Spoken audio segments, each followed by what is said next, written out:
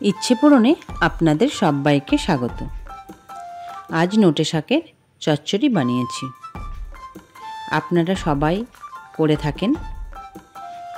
আমি যেভাবে বানিয়েছি একবার বানিয়ে দেখবেন, আশা করি ভালোই লাগবে। এটি বানানোর জন্য সবজি ভালো করে কেটে ধুয়ে রেখেছি।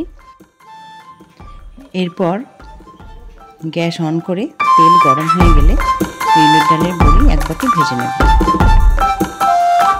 এই রান্নাটি আমি সরষের তেলে করব, আপনারা চাইলে সাদা তেলেও করতে পারেন। এরপর ওই তেলের মধ্যেই নুন হলুদ মাখিয়ে রাখা বেগুনের টুকরোগুলি ভালো করে ভেজে নেব।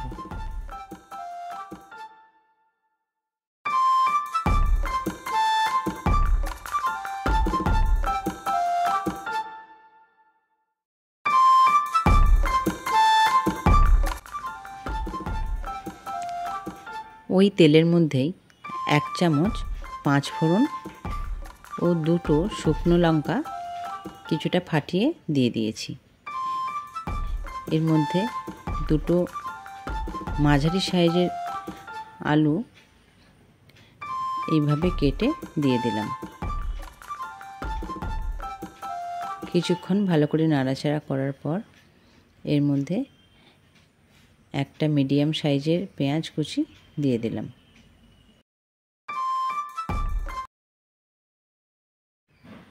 কিছুক্ষণ নাড়াচাড়া করার পর 1 চামচ লবণ দিয়ে দিলাম।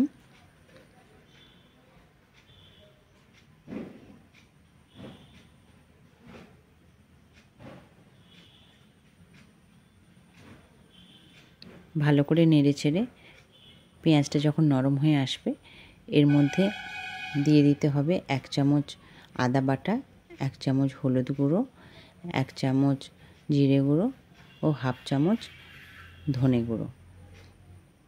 গ্যাসের ফ্লেম লোতে রেখে ভালো করে নাড়াচাড়া করে মশলাটা কষে নিতে হবে। আমি মাঝে সামান্য পরিমাণ জল অ্যাড করলাম যাতে মশলাটা পুড়ে না যায়। মশলা কষা হয়ে গেলে নোটে শাক এর মধ্যে দিয়ে দিলাম। আমি গোটা অবস্থায় নোটে শাক ভালো করে ধুয়ে নিয়েছিলাম, তারপর এইভাবে ছোট ছোট করে কেটে নিয়েছি। সমস্ত মশলার সাথে ভালো করে নেড়েচেড়ে নোটে শাক মিশিয়ে নিতে হবে। এরপর 5 মিনিটের জন্য ঢেকে দেব। এই অবস্থায় গ্যাসের ফ্লেম মিডিয়ামে রাখতে হবে। ঢাকনা খুলে আবার ভালো করে নাড়াচাড়া করে নেব ও আবার কিছুক্ষণের জন্য ঢেকে দেব। আবারও ঢাকনা খুলে ভালো করে এটা নেড়েচেড়ে নেব। শাকটা অনেক কমে এসেছে, শাক থেকে অনেকটা জল বেরিয়ে এসেছে।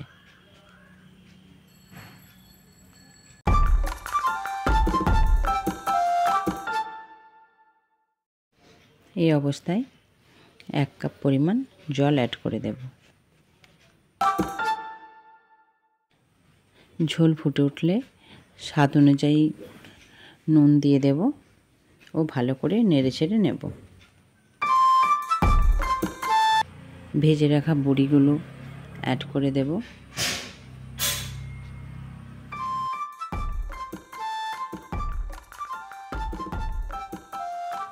মিনিট 2 ঢেকে দেব।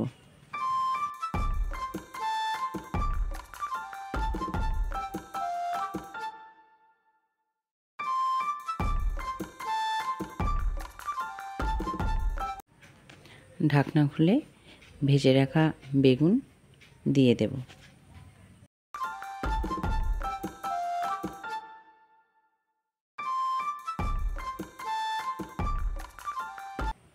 এক চামচ চিনি অ্যাড করলাম, আপনারা এটি নাও দিতে পারেন।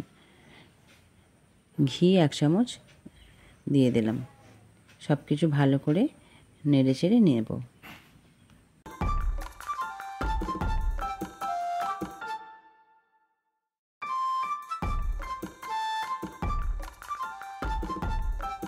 মিনিট 2 ঢেকে রান্না করে নিতে হবে।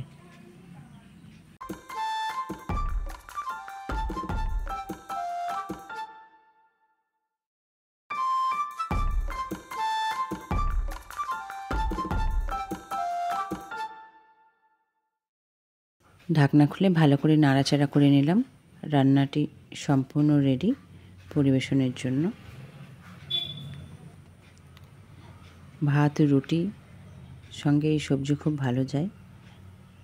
আপনারা অবশ্যই একবার রান্না করে দেখবেন এবং কেমন লাগে কমেন্ট বক্সে জানাবেন।